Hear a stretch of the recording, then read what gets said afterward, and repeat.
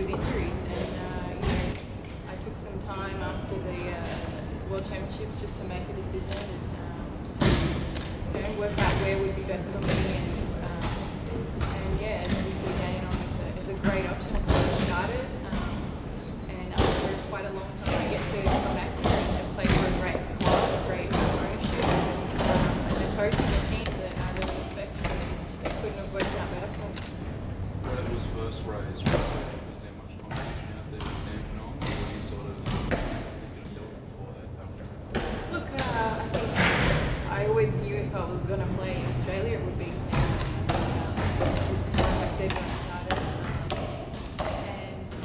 And I played overseas for a long time. I've missed my niece and nephew and my other kids grow up playing basketball around the world. So for me, Melbourne was the only option, and Dandenong, I think, set the standard in the WNBA.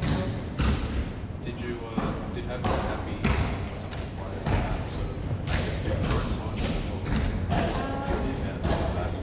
Yeah, definitely. I think Poppy was great. He got to Dandenong. He's an amazing player, and I think that the club in general was a huge reason. They've always striven to be the best team possible, and they've always put the best product out on the field that they could. And I'm glad to be a part of that this season. Did you, after the World Champs, did you need a sort of break or a rest or anything? It's been a pretty intensive season. I think it was more just taking a break to make the right decision for me. I think I didn't want to have plans going into the WNBA. I just wanted to let that play out however it was going to.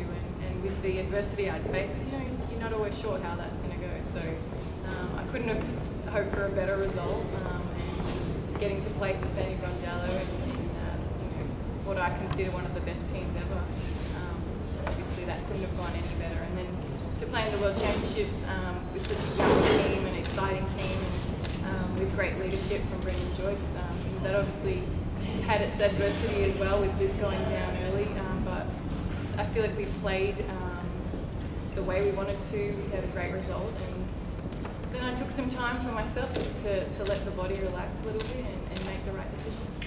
Often players need that after a bigger major ball, but I think for me personally it was the right decision not to jump into anything too soon and make sure I was happy with it.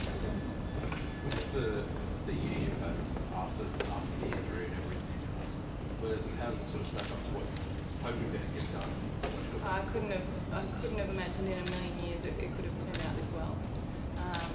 I had some personal upsets in this time, and just hoping to get back on the court and doing everything possible to get back on the court.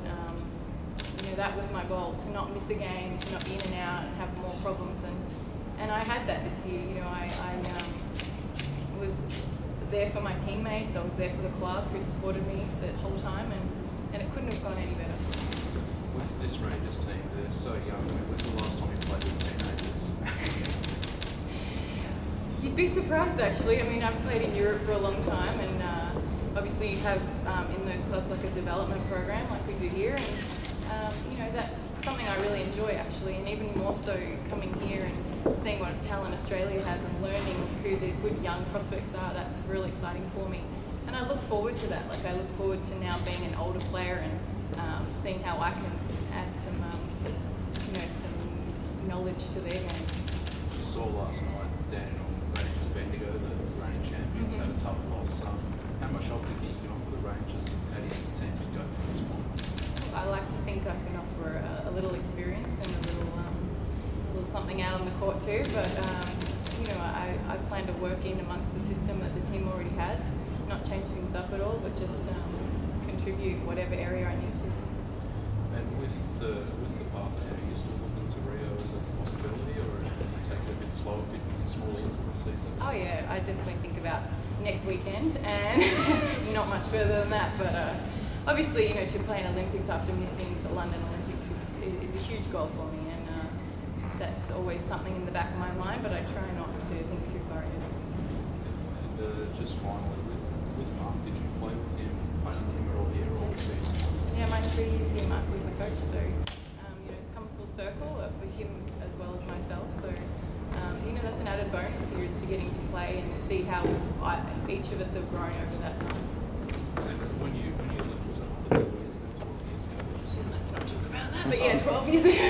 Did you sort of picture it being that long, or was it sort of always a lot of month back earlier? I want You know, the time's flown. Where I've gone from country to team to team. You know, obviously a long time in Italy, a few years in Russia, a few in Turkey, and it's just sort of, you know, I've never sort of stopped until these last couple of years. So it's probably something I hoped would happen. And like I said earlier, it's I have, you know, these guys over here, my niece and my nephew, who've never seen me play here and don't really know what I do because sort of just talked about it over there in America and over in Europe. And so for me, that's a huge part of it too, is to play in front of my family. I was going to say, a few of the Opals girls were saying the same things, the younger ones, and geez, I just get to play with Penny. They've probably never seen me play. So, you know, that's, and look, for me, it's not just on the Dandenong team, but to see the players out there on other teams, and the young talent and you know, what we've developed. And to me, it's a really exciting part of Australian basketball is the knowledge that kids have here and the way they play together and the skills they have on an individual level, but also as a team player.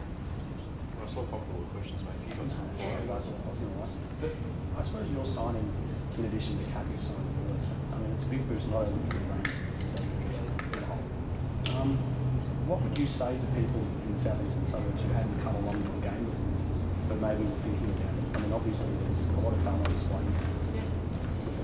I think that's true for every year of the WNBL. It's exciting. It's you know, you get to see young talent, more experienced talent, people from all over the world, and I think you know, basketball is such a participating sport here in Melbourne, and to have people come out and see it at the best level that we can develop and we've created. I mean, I can't think of a reason why they wouldn't bring the kids out here. Just people that love basketball in general. Anyone who watches the NBA, I mean, you get to see some of the best players in the world here. And obviously, Danny's had a bit of a tough start to the season, but there's a lot of quality on the roster, and obviously your history with Mark, and obviously Cappy as well. There's no reason why you guys can't give it a real shake this year. Yeah, definitely. I think Cappy and I have an amazing history of winning championships, and I love playing with her. I think she's great court vision as well as her individual talents, and yeah, I can't wait to play with her again. And have you had conversations with, I mean, obviously you had that conversation with Mark up to now, but obviously the two of you must have been pretty excited to get the chance to reunite. Yeah, I know I'm excited about it. You know, I know that we've obviously both grown over the years and have different, you know, things that we've added to our arsenal, and I look forward to seeing the way he's developed and merge it with the way I have. Just fine. Did you play with Cappy? Was it in Fenerbahce? Or was it Yeah, also in Fenerbahce, but originally in the Phoenix Mercury, where we won.